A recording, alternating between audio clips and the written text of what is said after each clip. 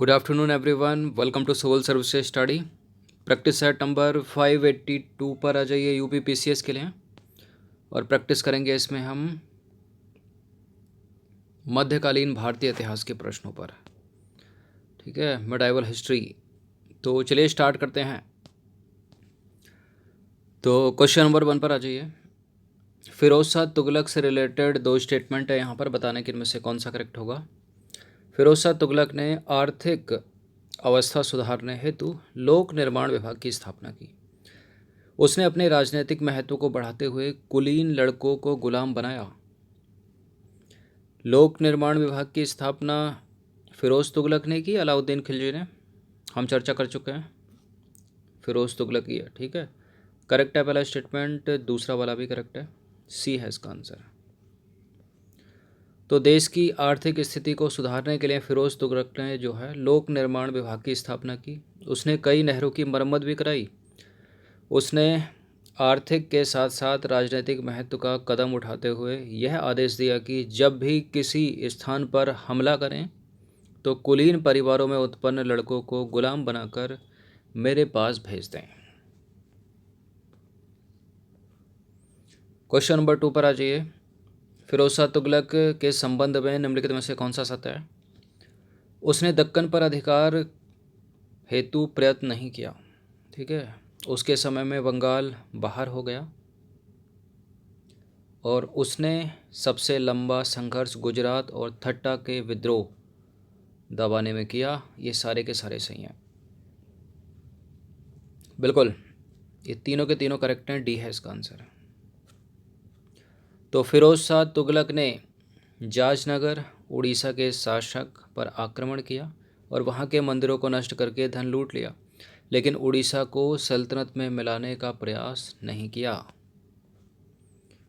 Question number 3 पर आ जाइए। मोहम्मद बिन तुगलक से रिलेटेड कुछ स्टेटमेंट है यहाँ पर, वो बताने की कौन सा करेक्ट होगा। देखिए, मोहम्मद तुगलक दक्षिण से लौटने के बाद वहाँ विजयनगर और बहमनी साम्राज्य का उदय हुआ। ठीक है, उसके दक्षिण से लौटने के बाद दक्षिण में विजयनगर और बहमनी साम्राज्यों का उदय हुआ। दूसरा स्टेटमेंट है सिंध विद्रोह के दौरान उसकी मृत्यु हुई। और तीसरा स्टेटमेंट है उसका शासनकाल दिल्ली सल्तनत का चरमोत्कर्ष काल था। बिल्कुल ये तीनों के तीनों स्टेटमेंट करेक्ट हो जाते हैं मोहम्मद बिन तुगलक के संबंध में, डी है इसका आंसर।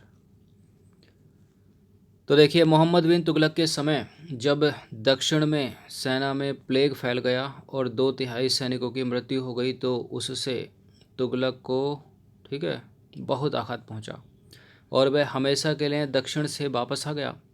उसके बाद बहाँ मतलब दक्षिण भारत में हरिहर और बुक्का नामक दो भाइयों ने विजयनगर नाम का एक छोटा सा राज्य स्थापित कर लिया तथा दौलताबाद के निकट कुछ विदेशी अमीरों ने एक छोटा राज्य कायम किया जिसे बहमनी साम्राज्य कहा गया। मोहम्मद बिन तुगलक अंतिम समय में अवध, गुजरात और सिंध का विद्रोह दबाने में कामयाब हुआ और सिंध में ही उसकी मृत्यु हो गई, इसलिए करेक्ट था दूसरा वाला स्टेटमेंट भी।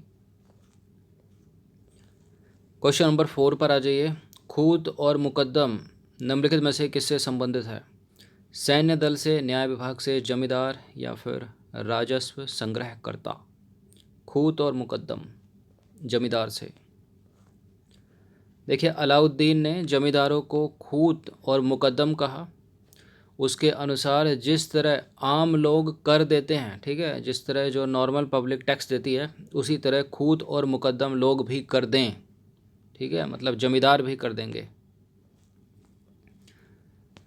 जमींदारों को आम लोग बना दिया था उसने। क्वेश्चन नंबर 5 पर आ जाइए।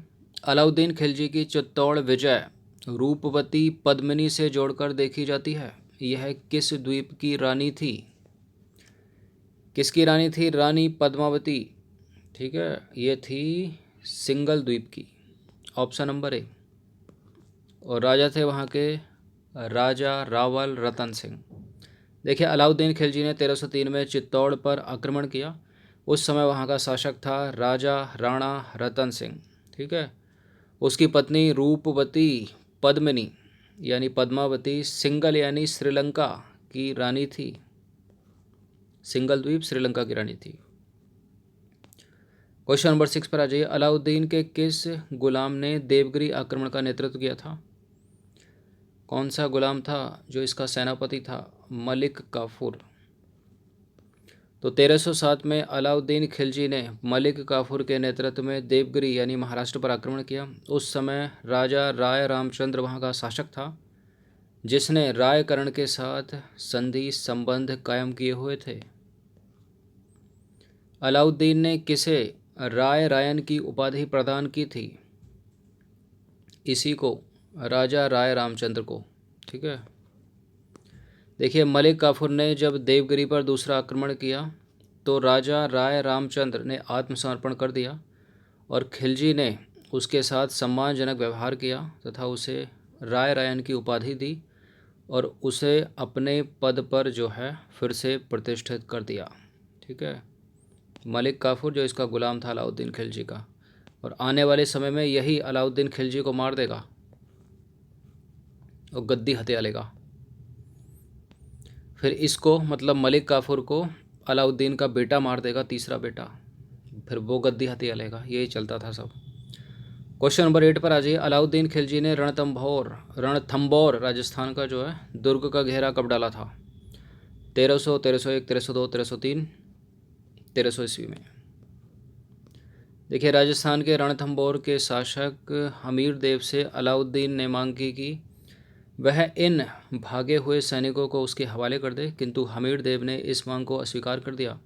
अलाउद्दीन खिलजी ने 1300 में स्वयं रणथंबोर दुर्ग का घेरा डाल दिया और इसी समय कई विद्रोह भी हुए, किंतु अलाउद्दीन विचलित नहीं हुआ और 1301 में यानी अगले ही वर्ष रणथंबोर पर उसका अधिकार हो गया। अलाउद्दीन का सबसे महत्वपूर्ण अभियान कौन सा था?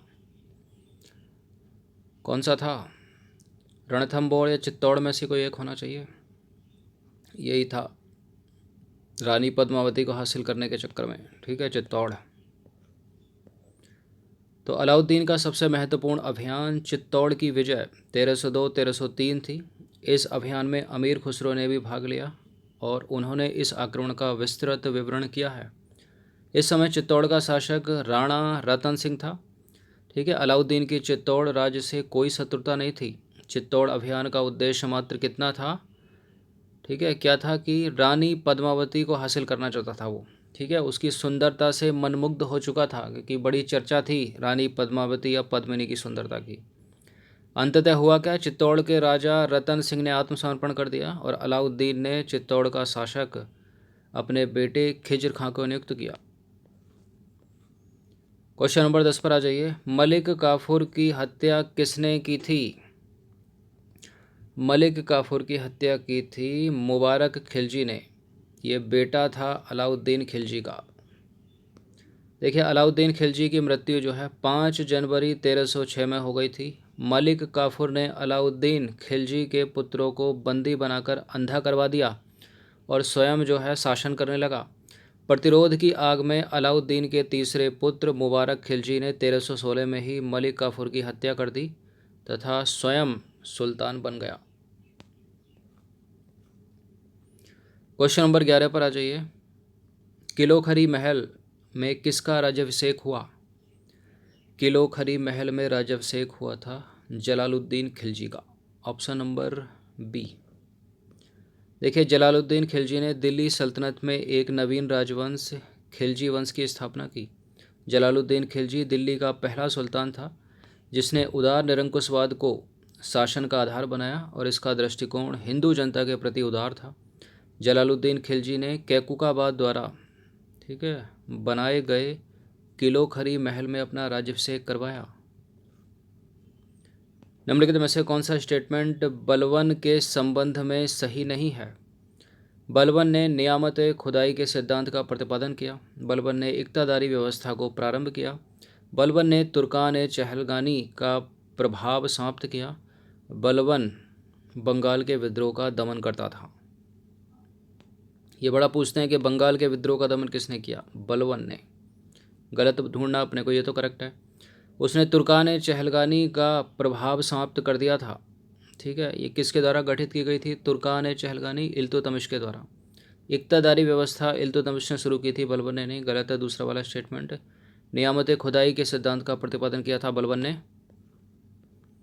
दीवान ए अर्ज अरिज जो विभाग है सैन्य से संबंधित, सैनिकों से संबंधित या उनके प्रशिक्षण से संबंधित, बलबन ने ही बनाया था वो।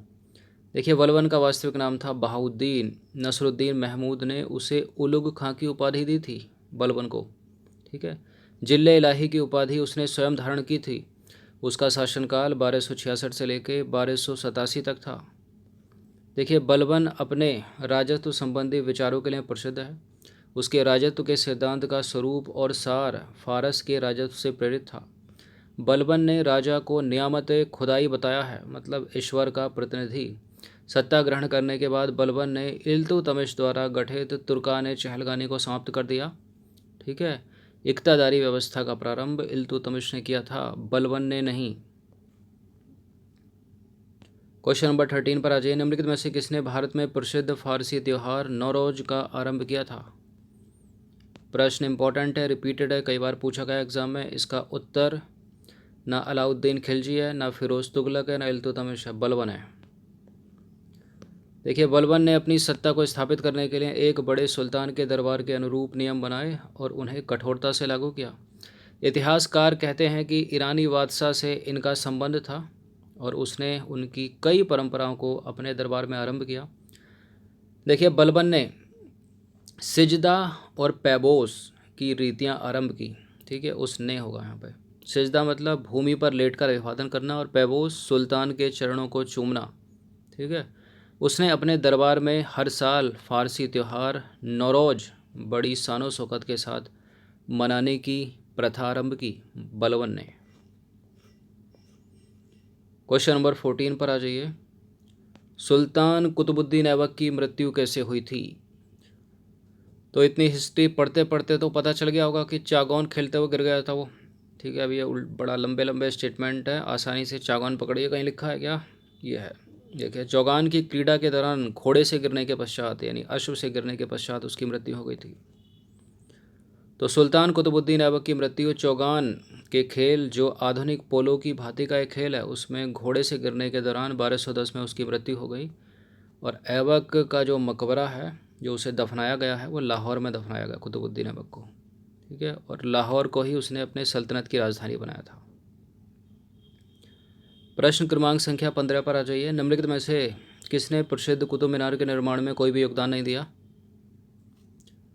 कुतुबुद्दीन ऐबक ने नींव रखी, इल्तुतमिश ने पूरा करवा दिया, फिरोज तुगलक ने चौथी पांचवी मंजिल, ठीक है, चौथी जो क्षतिग्रस्त हो गई थी तो 2 और बनवा दी खुशी खुशी में। तो ये भी है, ये नहीं है गयासुद्दीन तुगलक। तो कुतुब मीनार का निर्माण जो है कुतुबुद्दीन ऐबक ने आरंभ किया। इसका निर्माण कार्य इल्तुतमिश के काल में पूरा हुआ। फिरोज शाह तुगलक के शासनकाल में इसकी चौथी मंजिल को काफ़ी क्षति पहुंची थी, जिस पर फिरोज ने चौथी मंजिल के स्थान पर 2 और मंजिलों का भी निर्माण करवाया। लेकिन गयासुद्दीन तुगलक यानी तुगलक गाजी ने इसके निर्माण में कोई भी योगदान नहीं दिया था। तो देखिए मध्यकालीन भारतीय इतिहास यानी सल्तनत काल से रिलेटेड ये 15 प्रश्न थे इंपॉर्टेंट। इनकी प्रैक्टिस एक बार कर लीजिएगा। बहुत प्रश्न बनते हैं सल्तनत काल से, ठीक है। एक हब है मध्यकालीन भारत का। अभी कुछ और दिन लगेंगे उसको कंप्लीट होने में, फिर प्रैक्टिस कराएंगे बीच से क्वेश्चन निकाल के। धन्यवाद।